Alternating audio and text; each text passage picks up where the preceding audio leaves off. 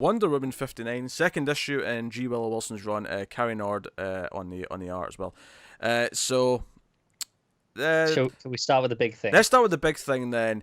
At no point in this book was there a single word from Wonder Woman that Ares even implied that was Steve. In fact, not only that, we see where Steve is as well. Yeah. Why the change? Bullshit that was last time. So you know what? We don't have to deduct a point from my score or Connor's score because we were correct. Yeah, but he still looks like Steve. There's still a problem with the art. This is gold. All right. So Steve's been kidnapped by a griffin. Yeah. Just to spit it into the book itself, right? And there's a what are they called? Like Mr. Tumnus. There's a minotaur.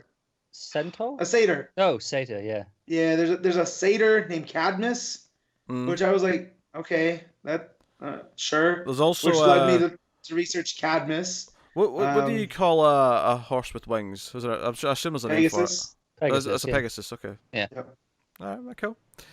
You know? So you have these mythological creatures holding Steve captive. Who seem to be who have been kicked out of their home and are now trapped on Earth. Yep. And they're looking for refuge. Yep. Intriguing. Yeah, this is hinting at bigger stuff for the arc or the run here. I'm super into the idea of the run getting into the mythological things again. I'm really into that stuff. Matt is a fan of those things as well. Yeah, that's why I like Wonder Woman, because it's not quite magic, but it hits with the mythology stuff. You know, Rucka gave us Ferdinand, the cooking minotaur. Yeah, not a minotaur. He likes to remind you he's not that. I know, because he's not from Crete. Yeah. I forget where he's from, but I'm just gonna use it as a bull name. So one of the things that we really praised in the last issue was this ideological conflict that was going to pop up, because Wonder Woman actually kind of agreed with Ares, just from what we'd heard her say to Etta, about who she sides with in this fight, and the fact that Ares was probably going to go further than she would create this interesting kind of moral debate. Like, do I side with him? Wasted no time. Yeah, no. Wilson here went. Most of the issue here is basically, there's a rocket firing towards the rebels, who Ares is protecting because they're the weak and they're the ones who are being preyed upon. And so him and Wonder Woman both fly off to nab it. Which, by the way, the panel of Ares just grabbing it, it's kind of like, it reminds me of the start of Commando when Arnold's walking around with a big tree trunk. On his shoulder. I can see that. He's holding the rocket. And he just says, well, this will just go down here very nicely. And he just launches it back at the attackers.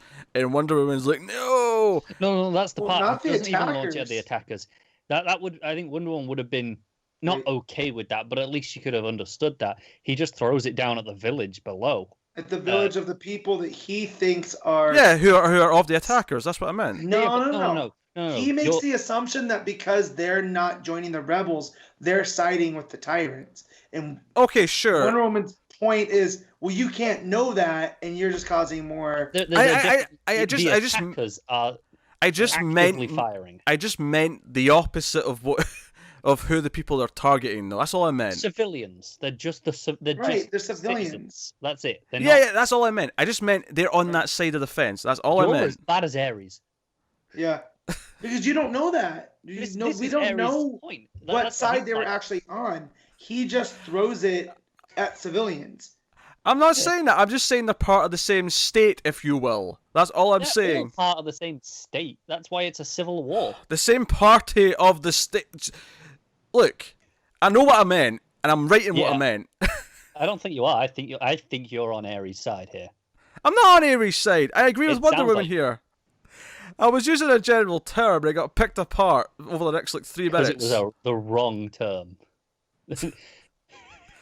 I might have been wrong about Ares. I only said attackers because I couldn't remember what they were called. I didn't remember what the group of people were.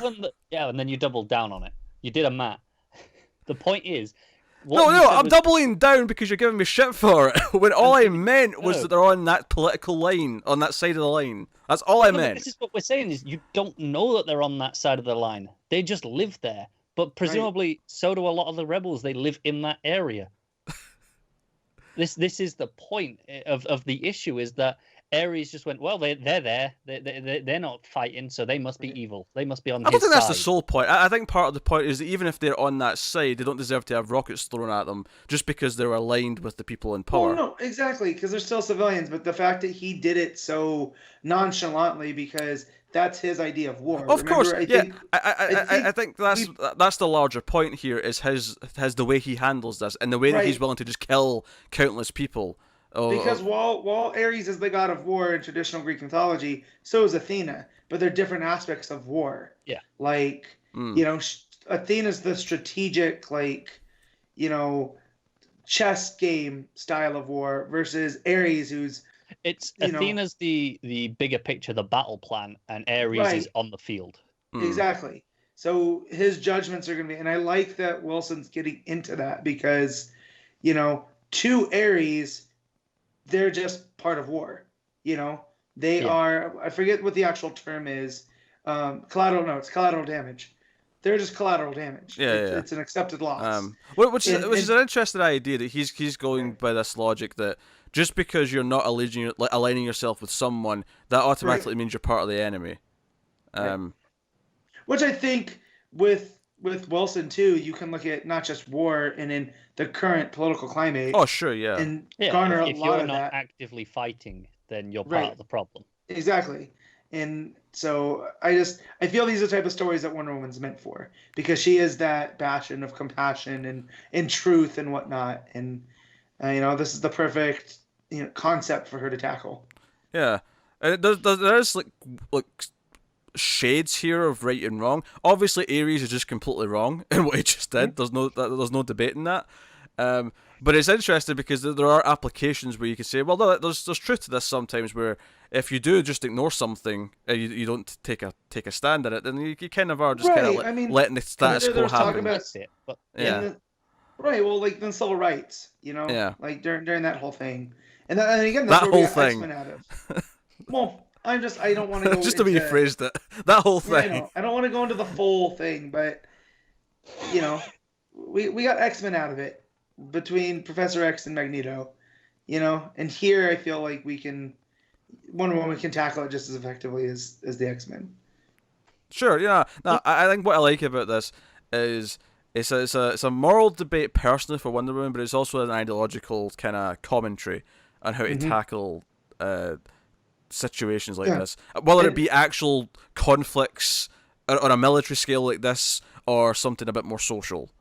There's subtext. And we get a talking griffin and Pegasus, and I think that's a wood nymph there as well. Okay. The green girl, I'm pretty sure, is a wood nymph. Gotcha.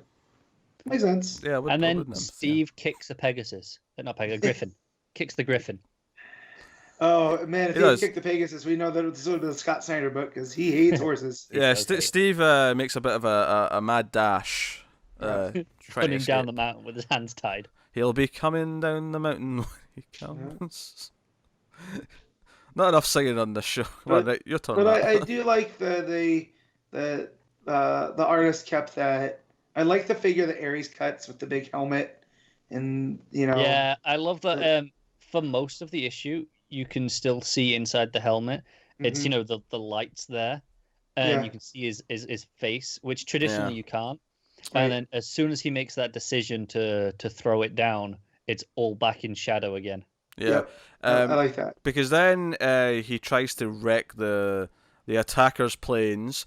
Are we satisfied with that phrasing? Just don't want to upset anyone here. Yeah, but see now though I could. That makes sense because those are the actual people dropping bombs. Yeah. So I understand, and even I would see Diana being like, "Okay, that's fair," Yeah, but obviously, no, you don't just kill people. You don't just kill people willy-nilly, and she has to save the jet and the guy in it, which makes Ares attack her because he's like, "What? Right? How dare you defy me?" So are we still? Here's the thing too. Are we still in the continuity where she was the goddess of war? Yes, as far as I know. Okay. Because then that makes this really interesting. That Yeah, you have the goddess of war versus the god of war.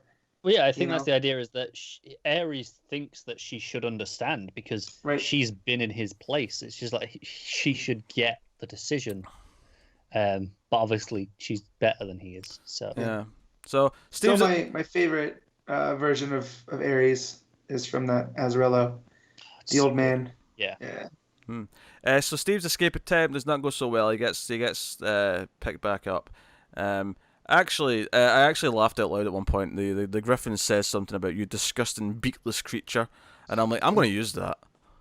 I'm going to use that against someone. But he's like, so they're taking them to the leader, and Steve refers to it as a he, and they're like, no, who's saying about he? Maybe implying of a goddess. I'm of intrigued. Some kind. Are we thinking one of the gods? That'd be my obvious first guess, I think. The fact that they're all kind of monsters and creatures, I'm wondering if it's the mother of monsters. I forget her name, but she was one of the Titans. You know. Oh yeah, okay, I'm with you. Yeah. I'm wondering. That's the thing I was thinking. Like, typical mother figures in mythology have Hera, but she wouldn't. She is too into the image of perfection, right? Yeah, it could be Gaia as well because she's Mother Earth. Could be Gaia, yeah. You know, but yeah, it's interesting. It'd be cool if it ends up being someone we don't expect from Wonder Woman mythos. You know, I can see it being Artemis. Yeah. She's a goddess of the hunt, but all these creatures still respect that. So the goddess, the goddess Artemis, not the Red Hood and the Outlaws. Yes, Artemis. The goddess Artemis. Yeah. I had already wiped that Artemis from my mind. Which is hilarious because in Roman mythology she's known as Diana. So there'd be another, if Wilson's going for this whole dichotomy of belief and the differences in things, having Artemis be another player in the game would be really cool. That'd be cool. I thought this show was better than the first one. I'm actually. Yeah, me too, and that was related to the first one. Yeah, upward trend for this run so far. It's only been 2 issues, admittedly, but still, upward trend. Good I'm so glad I didn't have to go back and knock half a point off.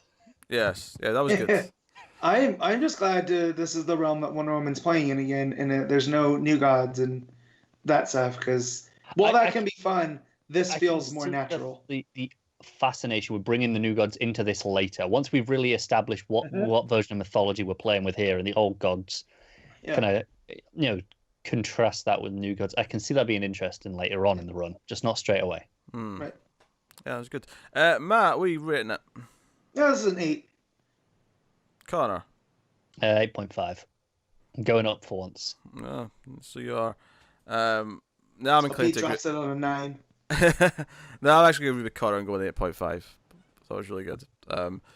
And the art is very good. Obviously, Matt's not as much of a fan of Nord, but yeah. I like the way that they draw Ares in this one. So I think every time Wonder Woman's like leaping into action, it looks so good. Yeah, the sequence with the jets is pretty good too. Yeah, no, I like overall, the jets. Still, I think it just comes down to a taste thing. I don't say that it's bad. I think the art has a really great balance of having these great action sequences and then being hyper expressive with Wonder Woman when it needs to be. I also I feel like so far she's got a really good grasp as well of not overwording the book. Yeah.